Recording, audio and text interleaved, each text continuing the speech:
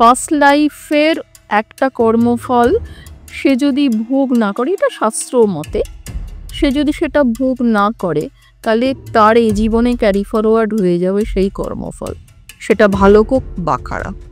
এই যে হাতের কিছু মাউন্ট থাকে আমাদের, যেমন এটা হচ্ছে জুপিটারের মাউন্ট।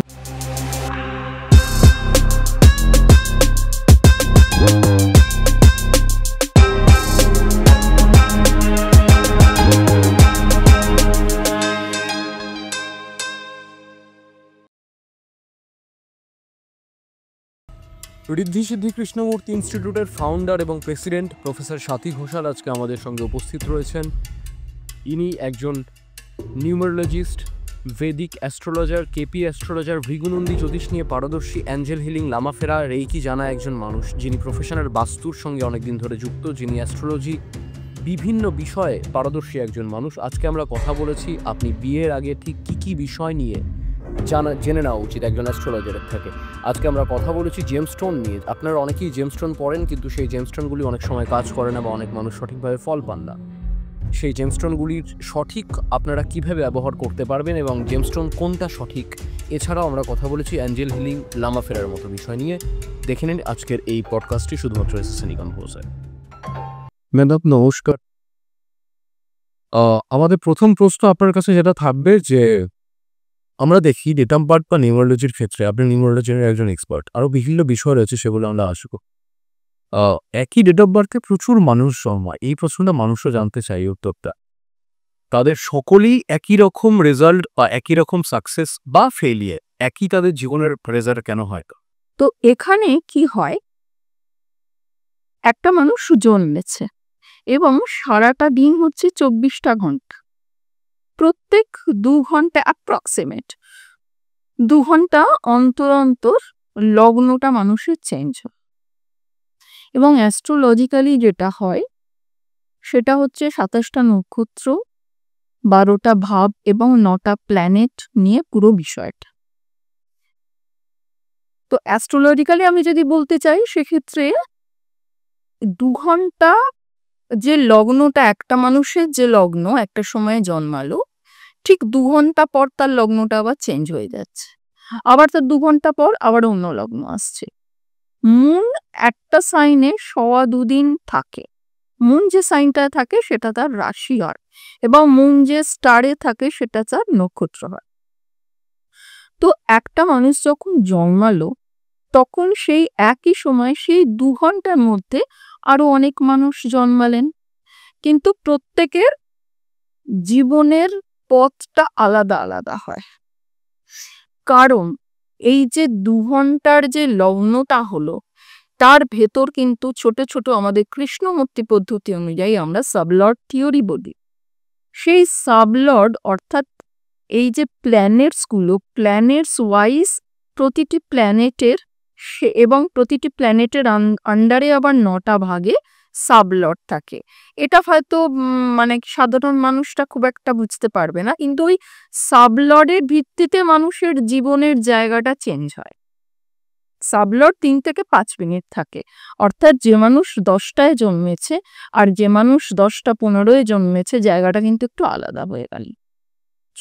যে মানুষ 10টা 15-এ জন্মেছে, যে মানুষ 10টা 22-এ জন্মেছে, তার জায়গাটা আবার বেশ কিছুটা আলাদা হয়ে গেল। এবং সবচেয়ে বড় কথা, সে জীবনে মানে ভুগবে কিনা, তার মানে কতটা লংজিভিটি, দ্যাট মিনস আয়ুর যে কথাটা, এই বিষয়টা তো সাবলর্ড দিয়ে মানে একদম খুব সুন্দরভাবে জানা যায়। এবং এইটাই হচ্ছে আসল কথা, যে একটা মানুষ একটা ডেট অফ বার্থে জন্মালো, একটা দিন 24টা ঘন্টা, 2 ঘন্টা করে যদি ভাগ করা হয় লগ্ন বেশি হিসেবে, কার কোন লগ্ন সেই হিসেবে লাইফটা চেঞ্জ হচ্ছে। আবার লগ্নর ভেতরেও আমাদের কৃষ্ণমূর্তি পদ্ধতি অনুযায়ী যে ছোট ছোট 3 থেকে 5 মিনিটের মধ্যে সাবলর্ড চেঞ্জ হয়।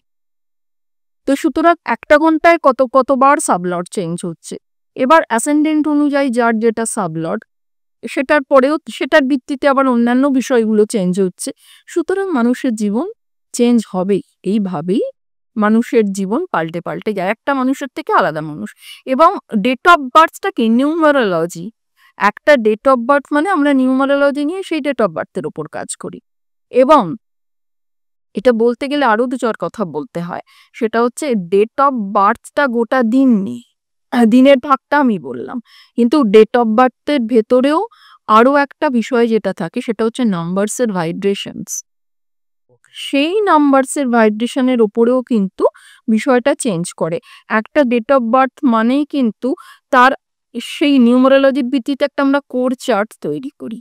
সেই কোর চার্টের ভেতর অনেক কিছু থাকে। তার ফার্স্ট নেম থাকে, তার মানে ইএক্সপি নাম্বার থাকে, তার সোল সিক্রেট নাম্বার এগুলো থাকে। সেই বিষয়গুলো কিন্তু পরপর চেঞ্জ হয়। তো সুতরাং এই জায়গাগুলো থেকে একটা ব্যাপার আছে। প্লাস একটা মানুষের বাস্তুতে কিন্তু জীবন পাল্টে যায়। সেম ডেট অফ বার্থে জন্মগ্রহণ করেছে একটা মানুষ, এমন একটা বাস্তুতে আছে যেটা তার ফেভারেবল বাস্তু। বাস্তু মানে সে যে জায়গাটায় দীর্ঘদিন বসবাস করছে। সেই একই ডেট অফ বার্থে জন্মেছে অন্য, এটাও কিন্তু তার ফেট। আমি এখানে দুটো কন্ডিশন কিন্তু দিচ্ছি, যে দিল্লিতে বসে আর একজন কলকাতায় বসে একই সময়টাও একই থাকলো, তখন তার ফেটের যে চেঞ্জটা হয়ে যাবে, ভাগ্যের যে চেঞ্জটা হয়ে যাবে, ওইটা ধরুন 10টা 22-এই দুজন মানুষ জন্মি এবং একই দিনে, একজন কলকাতা একজন দিল্লি, ভৌগোলিক পরিবর্তনের জন্য বোধ হয় তখন ভাগ্যের অবশ্যই অক্ষাংশ মানে দ্রাঘিমাংশ আমরা যখন চার্ট প্রডিউস করি আমরা তখন সেখানকার কিন্তু মানে কি প্লেস পার্টিকুলার কলকাতার ভেতরেও যে প্লেসটা সেই জায়গার ল্যাটিটিউড লঙ্গিটিউড আমরা নিই এবং প্ল্যানেটেরিয়াল যে এনার্জির এফেক্টটা জায়গা বিশেষে বিভিন্ন হয়। অবশ্যই আমি প্লেসের জায়গা। আমি আর একটা কন্ডিশনেই আসছি, একই হসপিটাল একই জায়গায় প্রায় একই সময় 1 মিনিটের এদিক ওদিক আমি ধরে নিলাম ম্যাক্সিমাম, অনেক সময় তো হয়েছে, অনেক সময় হয় যে একই টাইমে দুটো বাচ্চা জন্ম নিই, এদের ক্ষেত্রে কি হয়? না, 1 মিনিটের এদিক ওদিক খুব একটা হয় না। এটা হওয়াটা খুব টাফ। মানে এই যমজ বাচ্চাও আমি দেখেছি মানে একটার পর আরেকটাকে মানে বের করতে গেলে 5 থেকে 7 মিনিট লাগে, সেখানে সাবলট চেঞ্জ হয়। আচ্ছা এটা আমার আচ্ছা, আমি জন্ম বলছি আরেকটা ওয়ার্ডে আরেকটা বাচ্চা জন্ম হচ্ছে আরেকটা ওয়ার্ডে, ধরে নিচ্ছি একই সময় একই জায়গায় একই সময়, হ্যাঁ, দুজন বাচ্চা জন্ম, সেই ক্ষেত্রে কি হবে? আমি যদি ধরে নিই সেই ক্ষেত্রে তাদেরকে মোরাললেস কিছুটা লাইফ হয়তো একই রকম হতে পারে, কিন্তু ওই যে বললাম আরো বেশ কিছু বিষয়ের উপর ডিপেন্ড করে সেখানে তাদের লাইফের, হ্যাঁ, সে কোথায় থাকছে বা এবং আরো একটা ব্যাপার এটা মানুষের পূর্বজন্মের একটা কর্মফল বলে একটা জায়গা থাকে। পাস্ট লাইফের একটা কর্মফল সে যদি ভোগ না করে, এটা শাস্ত্র মতে, সে যদি সেটা ভোগ না করে তাহলে তার এই জীবনে ক্যারি ফরওয়ার্ড হয়ে যাবে সেই কর্মফল, সেটা ভালো হোক বা খারাপ। আমি এই প্রশ্নটা আমার মাথায় ছিল না, পূর্বজন্মের প্রশ্নটা আপনি এই সূত্র ধরে আমি একটা প্রশ্ন করছি, পূর্বজন্মের এইটা কি দেখা যায় অ্যাস্ট্রোলজিতে, মানে আপনাদের কেপি পদ্ধতিতে আমি যদি তাহলে কিছুটা পূর্বজন্মের জায়গা তো দেখা যায়। এই এই এই বিষয়টা খুব প্রলংড একটা জায়গা, কারণ সবচেয়ে বড় কথা হচ্ছে মানুষের বিশ্বাস। পূর্বজন্মটা কে বিশ্বাস করে আর কে বিশ্বাস করে না তার উপরেও একটা জায়গা থাকছে। আচ্ছা, মানে কেউ ধরুন বিশ্বাস করে তার জন্য কি ফলবে না, বিশ্বাস করে না তার জন্য ফলবে না পূর্বজন্মে? কিছু না, কিছু মানুষ মানে পূর্বজন্ম প্রসঙ্গটাই এমন, কিছু মানুষ আছে দেখবেন অনেক মানুষ বলে এ এত ভালো মানুষ, এ কেন এত কষ্ট পাচ্ছে, এ জীবনে তো এ কোনো খারাপ কাজ করে মানে অন্যায় করেনি বা খারাপ কাজ করেনি। এর কিন্তু দুটো উত্তর হয়, সেটা হচ্ছে সেই মানুষটা এবং সেই মানুষটাই একমাত্র জানে যে তিনি আদৌ কিছু খারাপ কাজ করেছেন কি না, প্রথম প্রশ্ন। আর যদি ধরেই নেওয়া যায় যে সেই মানুষটা কোনো খারাপ কাজ করেন, তাহলে তার কোথাও না কোথাও তার একটা পূর্বজন্মের কর্মফল, তিনি যদি ভালো কিছু পান, মানে ধরা যাক বলা হয় না যে অনেক মানুষ বলে যে কি খারাপ লোক, অথচ দেখো বেশ দিব্যি ঘুরে বেড়াচ্ছে, কষ্টটা আমরাই পাচ্ছি। এই জায়গা থেকে কিন্তু ওই পূর্বজন্মের কর্মফলের কনসেপ্ট আসছে। তার হয়তো পূর্বজন্মের কোনো কর্মফল ছিল ভালো, সেটা তিনি এই জন্মে ভোগ করছেন, ক্যারি ফরওয়ার্ড হয়ে গেছে এই লাইফটায়। আবার উল্টোটা হতে পারে, একটা অত্যন্ত ভালো মানুষ, সে শয্যাশায়ী, দিনের পর দিন সে বিছানায়, হুম?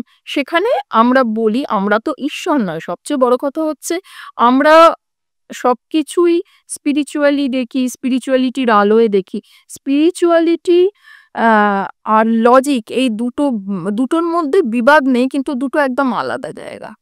যেমন আমি যখন অ্যাঞ্জেল হিলিং এর কথা বলবো, আমি তখন বলবো লজিকটাকে সরিয়ে না রাখলে স্পিরিচুয়ালিটির জায়গায় এফেক্ট পাওয়া মুশকিল আছে। আমি একটা প্রশ্নে আসবো যে এই বিষয়টা নিয়ে মানুষ প্রচুর জানতে চায় বা আজকের দিনে একটা বার্নিং টপিক বলা চলে যে বিয়ের আগে আ অনেকে আজকে যেতে চাইছে যে কুষ্ঠি দেখানো বা মুঙ্গলি মেলাম এটা কতটা যুক্তিসম্মত এবং হলেও কেন? প্রশ্নটা আমার মতানুসারে প্রত্যেকটা বিয়ে, সেটা লাভ ম্যারেজ হোক, সেটা অ্যারেঞ্জ ম্যারেজ হোক, সেটা অবশ্যই কুষ্ঠি বিচার করার দরকার আছে। এবার কুষ্ঠি বিচার করা মানে কি ব্যাপার? বা কি পদ্ধতি? কারণ আমাদের মা-মাসিরাও তো কুষ্ঠি বিচার করা হয়েছিল তাদের। রাজ্যটক মিল দেখা গেল। সব গুরুজনেরা বলল ভীষণ ভালো ইত্যাদি বিয়ে দিয়ে দাও। দেখা গেল বিয়ের পর কেউ উইডো হলেন, কারুর সেপারেশন হয়ে গেল, উম কারুর মানে দিনরাত্রি অশান্তি, সহবাস করছেন বটে একই ছাদের তলায়, কিন্তু তাদের মধ্যে কোনো লিঙ্ক নেই। এই যে বিষয়টা, তাহলে রাজ্যটকটা কিসে ছিল? কোন জায়গায় ছিল? আমার পদ্ধতিটা, আমি যে পদ্ধতিতে এই জটক বিচারটা করি, ম্যাচ মেকিং যেটাকে বলা হয়, সেই পদ্ধতিটা কিন্তু আমি দেখবেন বহু জায়গায় এত পয়েন্ট তত পয়েন্ট এই এই যে বিষয়গুলো বলা হয় পয়েন্ট, আমি কিন্তু ওই জায়গাটা ক্যারি করি না। আমি ওই জায়গাটা আমার স্টুডেন্টদের শেখাই না মানে অ্যাপারেন্টলি বলে দেওয়া হয়, কিন্তু রাজ্যতত্ত্ব জেনারেলি বলা কাদের হচ্ছে মানে কি হিসেবে রাজ্যতত্ত্ব বলা হচ্ছে? পয়েন্ট একটা পার্টিকুলার পয়েন্ট পর্যন্ত যদি দুজনের ভীষণ মিল হয়, আমি এটাকে একেবারেই মানে আমি এই দিকটা দিয়েই যাব না। আমার কথা যেটা, সেটা হচ্ছে প্রথম দুটো মানুষের যখন আলাপ হলো, ধরা যাক প্রেম হলো, তখন তারা নিজেদের বেস্টটা রিপ্রেজেন্ট করে একে অপরের কাছে। আমি কত সুন্দর, আমি কত ভালো, আমি কত সাপোর্টিভ, নো ডাউট। এইগুলো।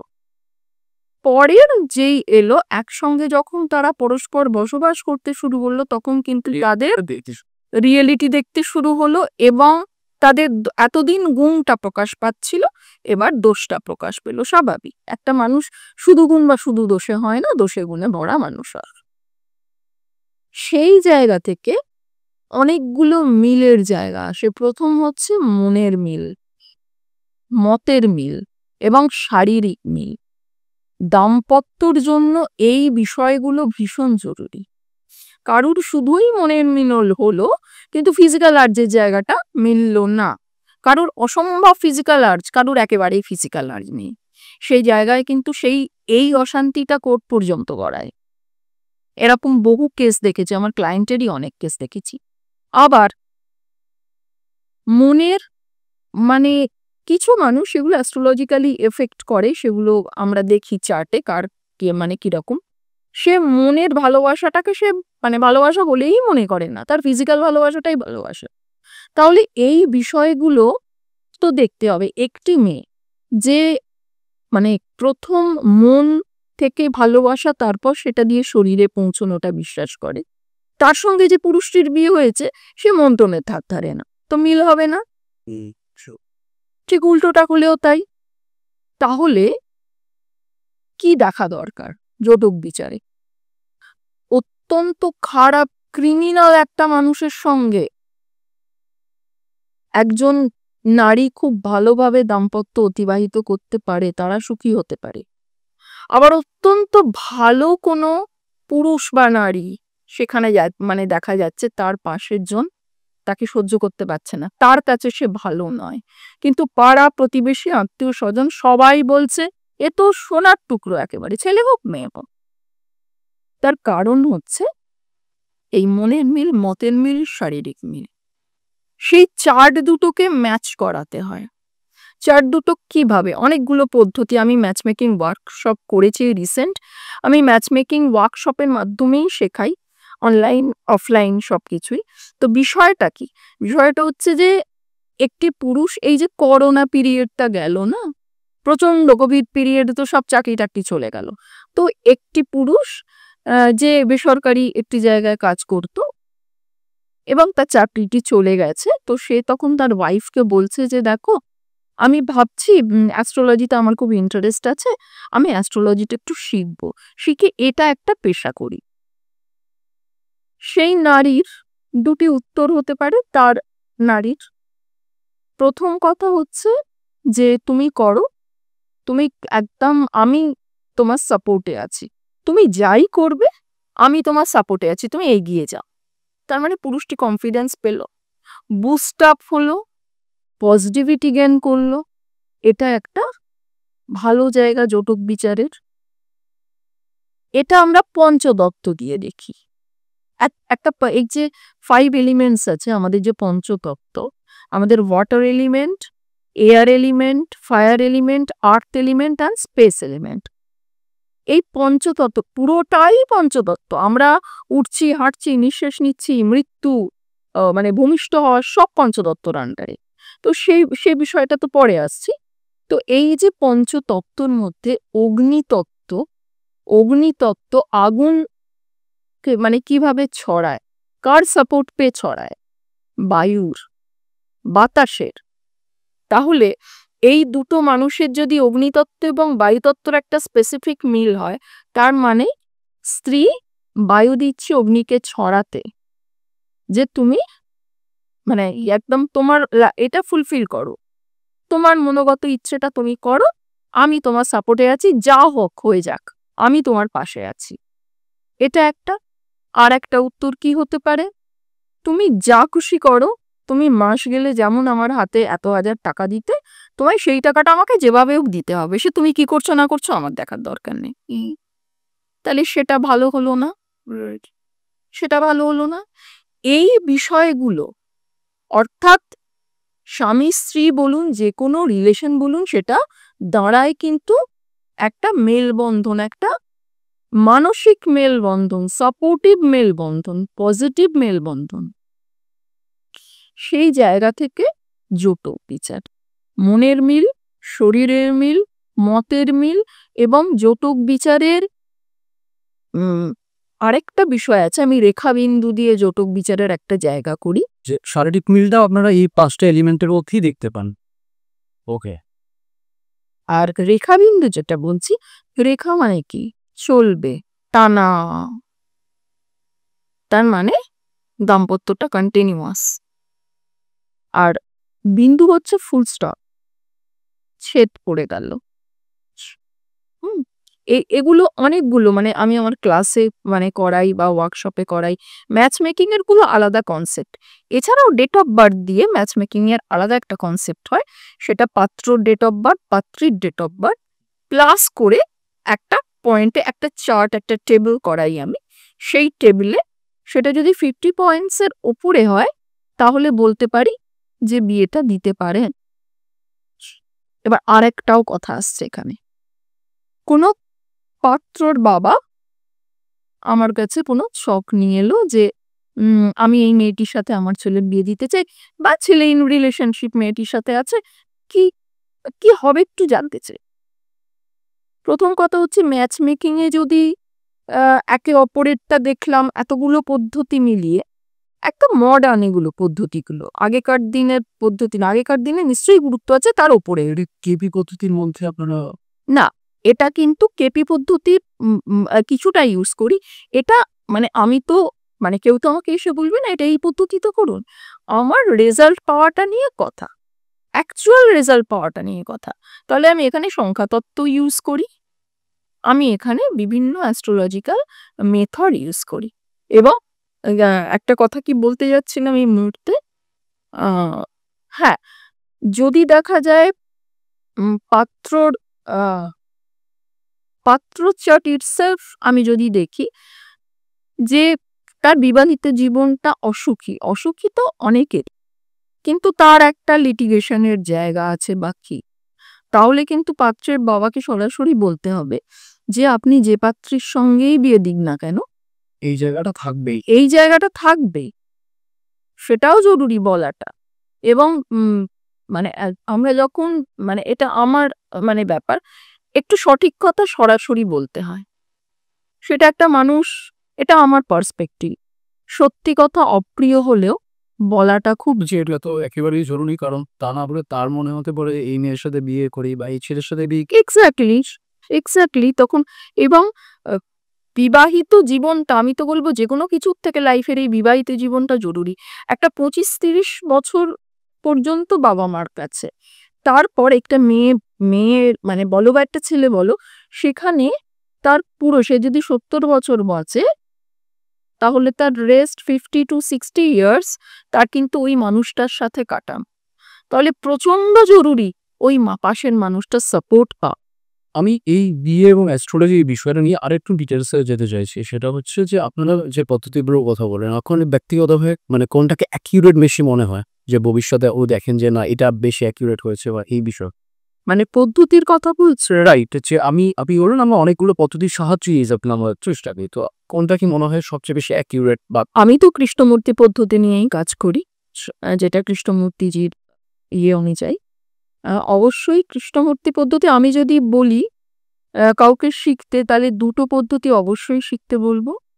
একটি হচ্ছে কৃষ্ণমূর্তি পদ্ধতি, আরেকটি হচ্ছে BNN, ভৃগু নন্দী নারী জ্যোতিষ, যেটা আমি শেখাই। এই দুটো যদি একসাথে শেখে, আমাদের একটা ট্রানজিটেরও ব্যাপার থাকে। ট্রানজিট মানে গোচর, মানে যখন একটা মানুষ জন্মালো তখন তার একটা সেই মুহূর্তে ছবি উঠে গেল, প্ল্যানেটগুলো কোথায় কিভাবে আছে সেটা তার ন্যাটাল বার্থ চার্ট। প্ল্যানেটগুলো মুভ করলেও তার চার্টটা কিন্তু স্ট্যাটিক হয়ে গেল, সেটা তার মানে পার্সোনাল হরোস্কোপ।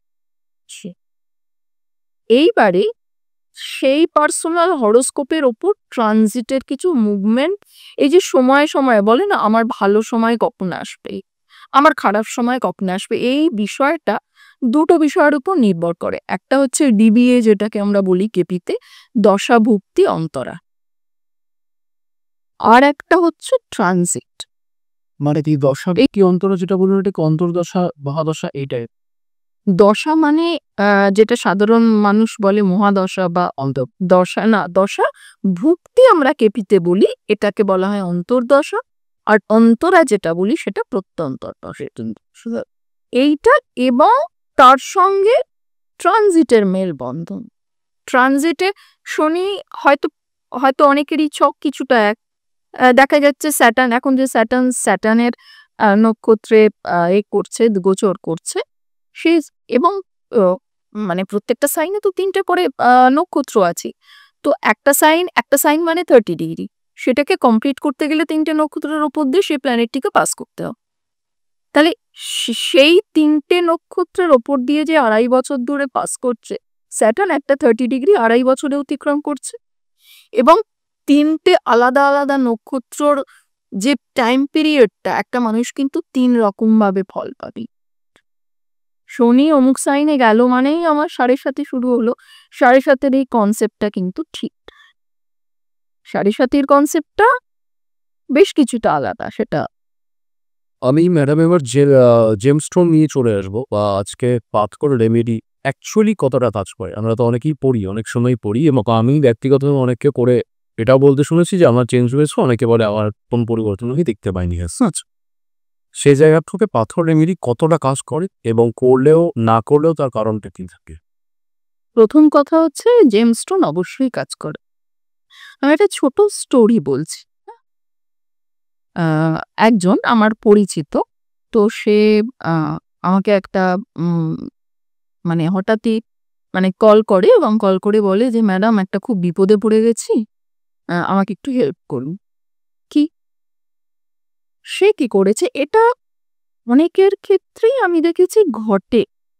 সেটা হচ্ছে একটি ছেলে খুব মানে যে আমায় ফোন করেছে তার কাছে একটি ক্লায়েন্ট এসেছিল, একটি ছেলে, ছোট ছেলে, স্কুলের ওই ওই জায়গাটা আর কি, ক্লাস 9-10 এরকম। তো সেই ছেলেটির বাবা মা তার কাছে দেখাতে এসেছিল। সে বিশাল যে এবার সত্যি কথা বলছি, অ্যাস্ট্রোলজি একটা সমুদ্রের মতো সাবজেক্ট। আমরাও হয়তো মানে কয়েকটা বিন্দু আমরা সঞ্চয় করতে পেরেছি। একটা জীবনে আমার মনে হয় না এটা কমপ্লিট হতে পারে বলে। তো যাই হোক, সে যেটুকু দেখেছে এবার তার একটা বিষয় কাজ করেছিল। এটা যদিও একদম মানে আমি তো ভালো চোখে দেখবই না। সেটা হচ্ছে একটা ক্লায়েন্ট আমার কাছে এলো, তার যেটা প্রয়োজন সেটাই দেব। ৫ আঙুলে ৫টা আংটি। আমার ক্ষেত্রে আমি যদি বলি, আমি ৫ আঙুলে ৫টা আংটি তো দিই না। আমি একটা মাত্র স্টোন রেফার করি। খুব যদি বুঝি তাহলে ২টো। ২টোর বেশি স্টোন আমি কোনোদিন কাউকে দিই। কারণ একটা মানুষের টাকা পয়সা অনেক পরিশ্রম করে একটা মানুষ রোজগার করে এবং স্টোনের স্পেসিফিক স্টোনের দাম আছে। ঠিকঠাক কোয়ালিটি না নিলে আমি বলব আপনি নেবেন না। তো স্টোরির জায়গায় আসি। তো সে বলল যে আমি একটা ব্যাপার হয়েছে, সেটা হচ্ছে একটি ছেলে তার মা-বাবার সঙ্গে এসেছিল। তার মা-বাবা তার নিয়ে সে ছেলেটি না আ একটু যেন মেলামেশা কম করে সকলের সঙ্গে। হ্যাঁ, ইন্ট্রোভার্ট, পুরোপুরি ইন্ট্রোভার্ট না, কিন্তু তার একটা টেনডেন্সি। তো মা-বাবা হয়েছিল যে এমনিতে মোটামুটি ছেলেটা লেখাপড়ায়, কিন্তু লেখাপড়াটা যাতে আরো ডেভেলপ করে এবং সে যাতে একটু মানে কি কমিউনিকেশন স্কিলটা তার বাড়ে। সে একটু সমাজের সঙ্গে একটু পরিচিত হয় বা একটা মেলামেশার জায়গা তার আসে। তো তাকে তার বাবা-মার যথেষ্ট টাকা পয়সা। সে কি করে সেটা দেখে একটি হিরে দিয়ে দেয়। সেক্ষেত্রে তার মনে হয়েছিল বিচার করে যে হিরেটা বোধহয় কাজে লাগলেও লাগতে পারে, কিন্তু diamond is very much expensive এবং সেখানে একটা ব্যবসার জায়গাও থেকে যাচ্ছে। তো সেটা দেওয়ার পর কি হয়েছে, সেটা স্টোনের কাজ। আমি এই জন্যই বলছি, স্টোন কিন্তু উল্টো স্টোন দিলে মারাত্মক ক্ষতি হয়। সেই ছেলেটি ধীরে ধীরে ধীরে ধীরে অনেক বেশি অন্তর্মুখী হয়ে গেল। সে নিজের ঘরে নিজেকে বন্দি করে নিল। সে আর ঘর থেকে বেরোয় না। বাবা-মা তো চিন্তায় পড়ে যাচ্ছে যে কিছু না বটিয়ে ফেলে। মানে শুধু কোনোমতে খাবারটাও তাকে ঘরে দিয়ে আসতে হয়, সে ঘর থেকে বেরোয় না। এবং হিরে কিন্তু খুব সাংঘাতিক কাজ করে। তো তখন তাকে গিয়ে ধরেছে সেই মানে আমাকে যে ফোন করেছে তাকে, যে আমার আমার ছেলে তো উল্টো হয়ে যাচ্ছে, আমার ছেলে তো আরো অন্তর্মুখী, মানে সে তো ঘরে নিজেকে বন্দি করে ফেলেছে। তো কি করব, মানে সে তো এই মারে তো সেই মারে। তখন সে আমার শরণাপন্ন হয়েছে, বলছে ম্যাডাম একটু যদি দেখে বলে। আমি তখন সেই মানে বাচ্চাটির চার্ট দেখে দেখলাম হিরেটা একদম দেওয়াটাই উচিত না। এবার এক্ষেত্রে অনেক কিছু চলে আসছে। এক্ষেত্রে কিন্তু এইটাই কেপি অ্যাস্ট্রোলজি। কেপি অ্যাস্ট্রোলজি কিন্তু রেমেডি ভীষণ পারফেক্ট করে যদি কেউ সঠিকভাবে। কেপি অ্যাস্ট্রোলজি কিন্তু অনেক দূর অব্দি। কেপি অ্যাস্ট্রোলজি কিন্তু একটুখানি পড়লাম, কেপি আমার শেষ, নট দ্যাট।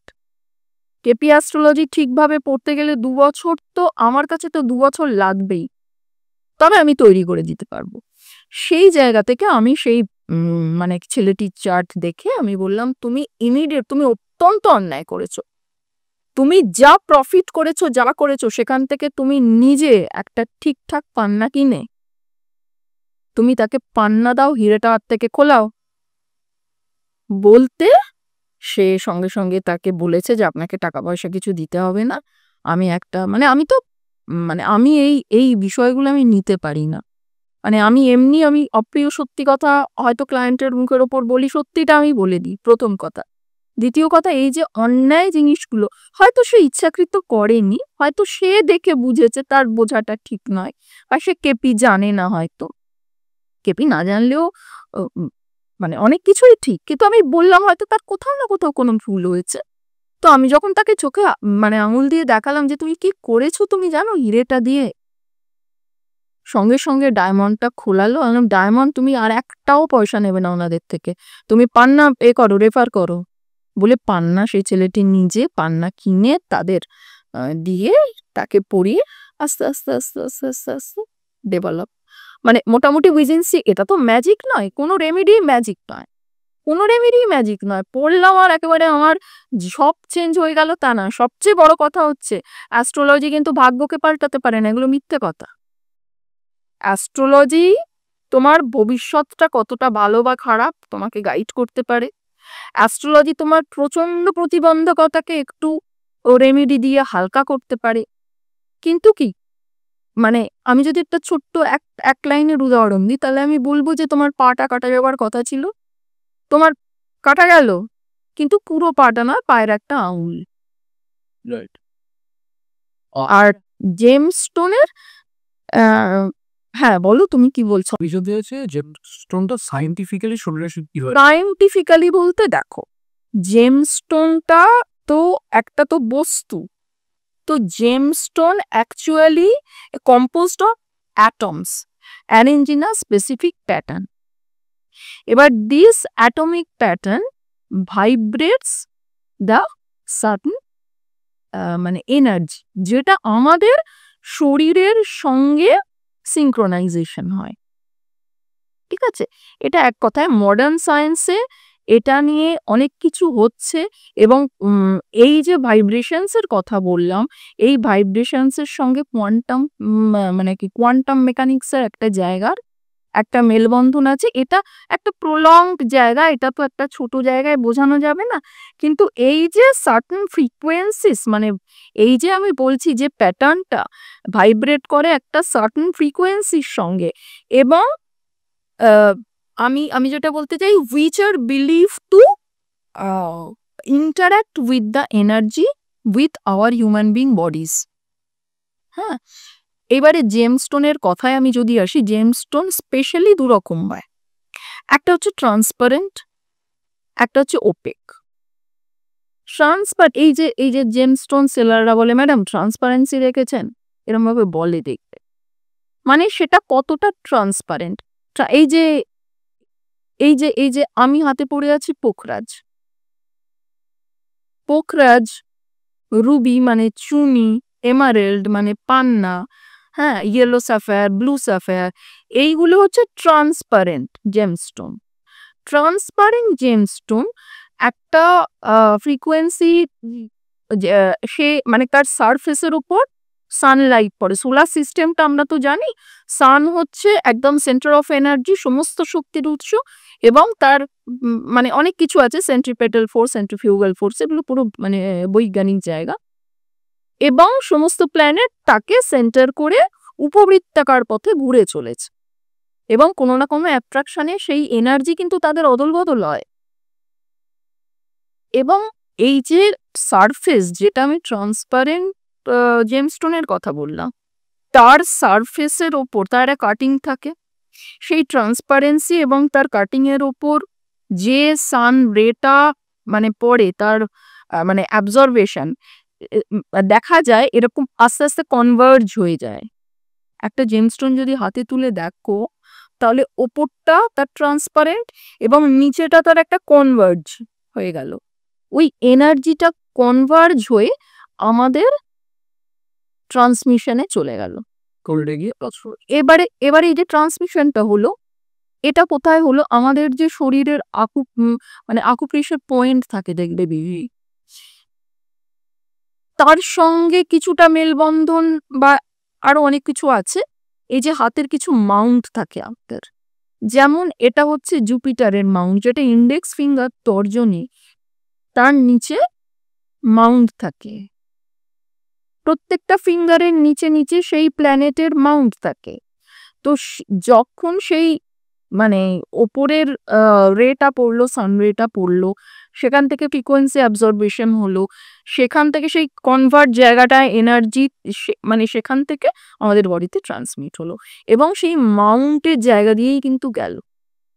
তাই শরীরে যেমন ইন্ডেক্স ফিঙ্গার তলায় থাকে আমাদের বৃহস্পতির মাউন্ট, জুপিটারের মাউন্ট, হ্যাঁ, এই যে কোরে আঙুলের তলায় আমাদের মার্কারি, বুধের মাউন্ট, তার পাশেরটা সানের মাউন্ট, তারপর মধ্যমা হচ্ছে শনির মাউন্ট। তাই এক একটা আঙুলে কেন এক একটা স্টোন পড়ে, ওই মানে পার্টিকুলার এনার্জি ট্রান্সমিশনটা ওই মাউন্ট দিয়ে এবং পুরো আমাদের শরীরে সেটা চলে যায়। আর ওপেক যেটা, সেটাই কিন্তু স্টোরড এনার্জি থাকে, একই মাউন্ট দিয়েই হয়, সবটাই হয়। ট্রান্সপারেন্ট জেমস্টোনের জায়গাটা আলাদা, ওপেক, ওপেক মানে কি এই মুক্ত, পার্ল, প্রবাল, এইগুলো কিন্তু ওপেক, এগুলো ট্রান্সপারেন্ট নয়, এগুলো স্টোরড এনার্জি এবং অবশ্যই ট্রান্সফার অফ এনার্জি এবং কাজ করে জেমস্টোন। আমার একটা কথা হচ্ছে, জেমস্টোন যদি কেনা হয়, জেমস্টোনের অনেকগুলো ব্যাপার আছে। জেমস্টোনটা যে কোনো একটা হয়তো আপনার একটা পরিচিত মামা বা কাকার একটা জুয়েলারি শপ আছে, জুয়েলারির থেকে জেমস্টোন কিন্তু কমপ্লিটলি আলাদা। যে সোনাদানা রূপো বোঝে সে যে জেমস্টোন বুঝবে, কখনো তা নয়। যেমন রুদ্রাক্ষ, রুদ্রাক্ষ যে একটা রেমিডি। রুদ্রাক্ষ কি কাজ করে? রুদ্রাক্ষ কাজ করে, ধরা যাক আপনার মঙ্গলটা বা আপনার সানটা এমন একটা জায়গায় বসে আছে, এটা হয় কিন্তু বহু মানুষের চার্টে জেমস্টোন দুম করে জেমস্টোন রেমেডি লিখে দিলেই তো আর হলো না। জেমস্টোন কাজ করবে কিনা, তাকে জেমস্টোন দেওয়া যাবে কিনা, সেটাও একটা ব্যাপার। দেখা গেল তাকে জেমস্টোন দেওয়া যাচ্ছে না বা খুব রিস্কি হয়ে যাচ্ছে, তখন কিন্তু রুদ্রাক্ষ রেমেডি, অরিজিনাল নেপালি রুদ্রাক্ষ। রুদ্রাক্ষ কি করে, তোমার ভালো করবে করবে, তোমার খারাপটা করবে না। জেমস্টোন যেটা ভুল দিলে একটা নেগেটিভ রিস্ক থেকে যায়, কিন্তু রুদ্রাক্ষ সেটা করবে না। ও রেমিডি প্রতিকার পদ্ধতি অনেক রকম হয়, প্রতিকার মন্ত্র দ্বারা হয়, মানে মন্ত্রর একটা ভাইব্রেশন আছে। আমি তো সবসময় বলি এই অ্যাস্ট্রোলজি বা মানে এটা হচ্ছে অ্যাস্ট্রোনমি বেসড অবভিয়াসলি, কিন্তু এটা স্পিরিচুয়ালিটি এবং সায়েন্সের একটা বাইন্ডিং পার্ট। আপনি অ্যাঞ্জেল হিলিং বা নাওয়া ফেরা এই বিষয়টা নিয়েও রয়েছেন এবং কাজ করছেন। ইনফ্যাক্ট অ্যাঞ্জেল হিলিং আজকের দিনে মানুষকে অনেক বলতে শোনা যায়, মানুষের এই বিষয়টা নিয়ে অনেকটা ইন্টারেস্ট বেড়েছে। এই বিষয়টা যদি আপনি একটু বুঝিয়ে বল। অ্যাঞ্জেল হিলিং বা লামা ফেরার কথার প্রথমেই দুটো লাইন উচ্চারণ করা উচিত। সেটা হচ্ছে বিশ্বাসে মিলায় বস্তু, তর্কে বহুদূর। সেটা হচ্ছে আমার মেয়ের, আমি একটি নতুন ফোন কিনে দিয়েছি, অ্যান্ড্রয়েড ফোন। তো সে এই মানে বিভিন্ন জায়গায় পড়তে যাওয়া তার থাকে, তো একটা জায়গা থেকে অন্য জায়গায় পড়তে যাওয়ার পথে সে আমাকে ফোন করলো যে মা আমি বেরিয়ে যাচ্ছি, বা আমি আর বাড়ি ফিরলাম না, আমি বেরিয়ে গিয়ে একদম ওই অমুক জায়গার পড়া সেরে আমি বাড়ি ফিরবো। Last phone. তারপর মেয়ে বাড়ি আসে, মুখ ছোট হয়ে গেছে, আমার ফোন পাচ্ছি না। সে কি রে, নতুন ফোন, তো কন্টিনিউয়াস ফোন করে যাচ্ছি, আমি আমার ছেলে দুজনেই ফোন করে যাচ্ছি, ফোন সুইচ অফ। যা করার তো করলাম, ডায়েরি করলাম, সব করলাম, কিন্তু আমি অ্যাঞ্জেল হিলিং করলাম, অ্যাঞ্জেল কল করলাম এবং সমর্পণ করলাম এই ভাবনাটা যে তুমি ওটা আমায় খুঁজে এনে দাও, আমাকে ওটা পেতে সাহায্য করো। এই সাহায্য করো শব্দটা বলতে হয়, এবং এই যে আমি বললাম, শুধু মুখে বললাম না, এটার অবশ্যই একটা কমন প্রোটোকল আছে, কিভাবে কল করতে হয়, কিভাবে ডাকতে হয়, এগুলো সব আমি শেখাই। কিন্তু এর প্রধান ব্যাপার হচ্ছে সমর্পণ। এই যে আমি সারেন্ডার করলাম, সারেন্ডারের পর কিন্তু আমি আর সেদিকে ফিরে তাকাবো না।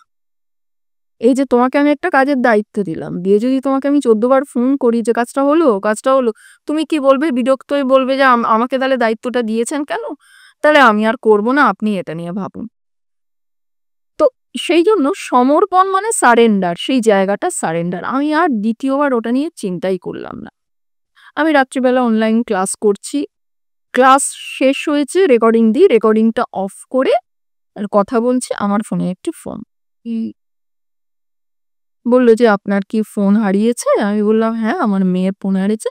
তো নর্মালি কি কালার, কি ইত্যাদি ইত্যাদি ইত্যাদি। ফোনটা তো বেহাত হয়ে যেতে পারতো, যে কেউ নতুন অ্যান্ড্রয়েড ফোন সেটা, কিন্তু একজন খুঁজে পেয়েছে, ছোট ছেলে খুঁজে পেয়েছে, সে বাড়িতে এসে তার বাবা মাকে দিয়েছে। সেই বাবা মা মানে ছেলে বাড়ি ছিল না, ছেলেকে বললো তুমি পড়াশুনো করে এসো, তারপর ফোনটা অন করবো। তো বাবা ফোনটা অন করে কথা বললেন এবং ফোনটা আলটিমেটলি ফেরত পেলাম। তো অ্যাঞ্জেল হিলিং এর জায়গাটা হচ্ছে এটা। অ্যাঞ্জেল হিলিং এর সারবত্তা হচ্ছে সমর্পণ, এবং অ্যাঞ্জেল হিলিং এর অবশ্যই একটা প্রোটোকল আছে। একটা মানুষ যখন রেইকি করে, রেইকি আমি খুব কম করাই, তার কারণ হচ্ছে বহু মানুষ বলে আমি রেইকি করেছি, কিন্তু সে কন্টিনিউ করতে পারে না, কারণ আমাদের এই স্পিডি লাইফে একটা মানুষ 1.5 ঘন্টা ধরে বসে এতগুলোরই কি অনেকগুলো শরীরের পয়েন্টে হিলিং দেওয়ার ব্যাপার থাকে, সেটা না সম্ভব হয় না মানুষের। সেই কারণে আস্তে, আস্তে, আস্তে, আস্তে বিষয়টা থেকে ডিটাচ হয়ে যায়। আর অ্যাঞ্জেল হিলিং সারাদিনে তুমি 5টা মিনিট বসো, 10টা মিনিট বসো, কোনো নির্দিষ্ট ব্যাপার নেই যে তুমি একেবারে পর্দা শুনে বসতে হবে।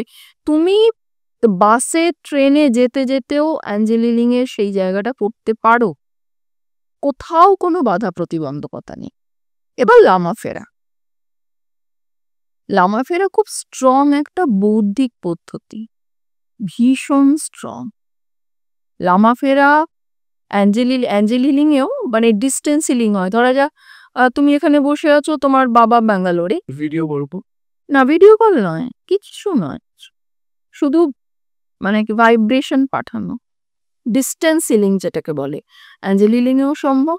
লামাফেরায় তো ভীষণ স্ট্রং, লামাফেরা ভীষণ একটা স্ট্রং পদ্ধতি।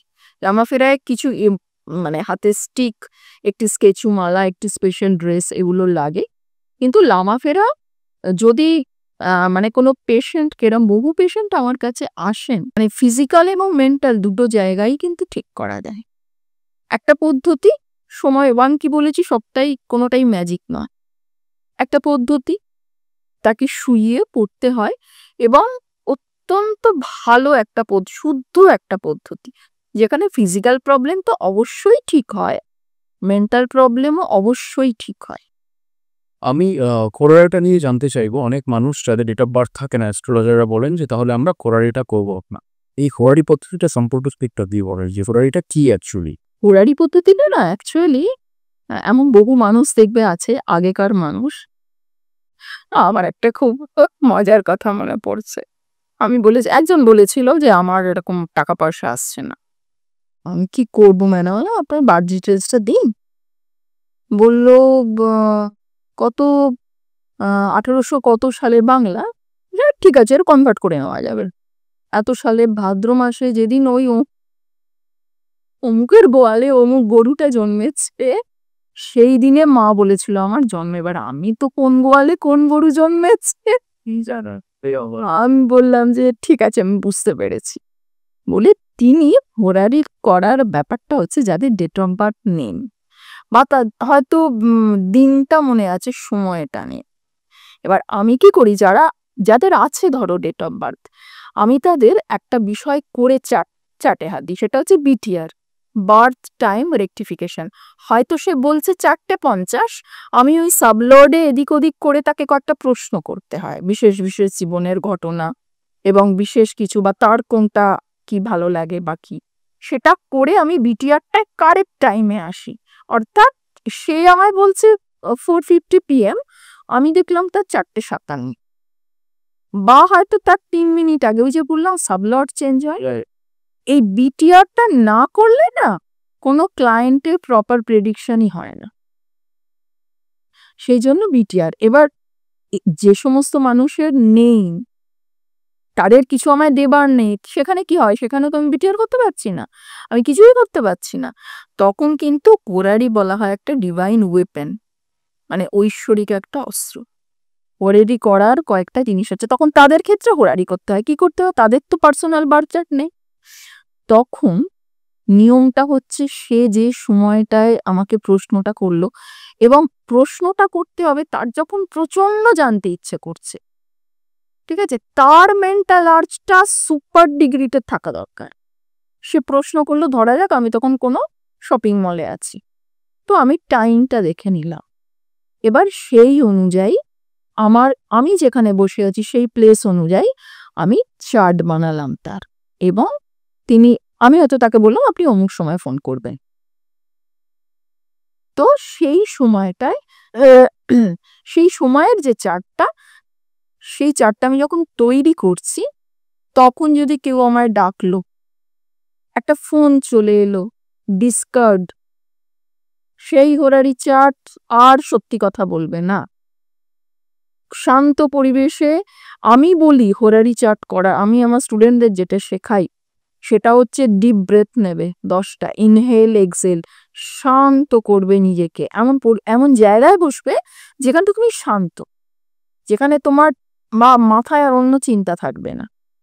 তখন ঈশ্বরকে ডেকে যে আমি যেন ওনাকে সঠিকভাবে সঠিক গাইড করতে পারি, ঈশ্বরকে এই প্রণামটা নিবেদন করে ঈশ্বরকে সারেন্ডার করে হোরারি করতে হয়।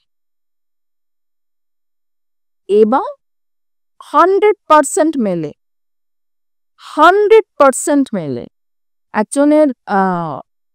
একজন চাকরির ইন্টারভিউ দিয়ে এসেছে, এবং এটাও হয় হোরারিতে, কিন্তু যার থাকে ডেট অফ বার্থ সে অনেক কিছু হয় হোরারিতে। হোরারিতে জানতে চাইছে আমি ইন্টারভিউটা দিয়ে এসেছি, আমার চাকরিটা হবে কি হবে না। হোরারি করলাম, 6 হচ্ছে চাকরি, 10 হচ্ছে জীবিকা। আমি দেখলাম 6-10 পেয়ে গেলাম। আমি তাকে বললাম তোমার চাকরিটা হয়ে যাবে। অব্যর্থ 100% হোরারি হয়। মানে যার date of birth, place of birth, time of birth আছে, সে যদি এমন একটা প্রশ্ন, এগুলো অনেক মানে আমাদের ইয়েতে একটা থিওরি আছে, গুলবার্ট থিওরি, আমি স্টুডেন্টদের শেখাই যে চট করে হ্যাঁ বা না, হবে কি হবে না, আমার একটা জিনিস হারিয়ে গেছে, পাবো কি পাবো না, আমার একটা জিনিস চুরি গেছে, সেটাকে আমি ফেরত পাবো না পাবো না, আমি ডায়েরি করেছি। এই যে বিষয়গুলো মারাত্মকভাবে হোরারিতে কাজ হয় যদি প্রপারলি হোরারিটা করা যায়। যে করছে তার উপর ডিপেন্ড করছে, সে যদি ভীষণ মাথায় একটা স্ট্রেস নিয়ে হোরারি করে কোনো মতে, সেটা কিন্তু নাও মিলতে পারে। একটা পার্টিকুলার বিষয় জানা রয়েছে যে পাথরের মতো কি ক্রিস্টাল ইম্প্যাক্টফুল মানুষের জীবনে? এখন ইয়েটা বাড়ছে, অনেকের হাতেই আমি দেখছি ক্রিস্টাল বয়ে রয়েছে বা কিছু করে রয়েছে। কতটা ইম্প্যাক্টফুল, এবং সেটা কি পাথরের থেকেও বেশি ইম্প্যাক্টফুল, বা ক্রিস্টাল বলে কত তাড়াতাড়ি রেজাল্টটা পাওয়া যায়, এটা আমি জানতে চাইছি। না, স্টোন আমি বলবো স্টোনটা অবশ্যই বেশি রেজাল্ট দেয়, কিন্তু ক্রিস্টালও রেজাল্ট দেয়। এবার সেই অনুযায়ী মানে আমি কি বলবো, তুল্যমূল্য বিচারে আমি আসতে পারবো না। কিন্তু আর একটা কথা, তুমি যে রেমেডি করো না কেন, প্রথম যে কথাটা আমার বলার সেটা হচ্ছে তোমার একটা সাবকনসিয়াস মাইন্ডে কিন্তু প্রোগ্রামিং হয়ে যাচ্ছে যে আমি এটা পড়েছি, এবার আমার ভালো হবে। এইটা কিন্তু তোমার এটা এফেক্ট করছে, এটাও একটা এনার্জি দিচ্ছে তোমাকে যে এটা কিছু একটা ভালো হলো, এটা পড়েছি, আমার এটা ভালো হলো। হ্যাঁ, হয়তো তার ভালো হওয়ারই ছিল সেই সময়, কিন্তু তাও অবশ্যই জেমস্টোন এফেক্ট করে, অবশ্যই ক্রিস্টাল। যেমন এইটা হচ্ছে ল্যাপিস লাজুলি, ল্যাপিস লাজুলি খুব শোনা যায়।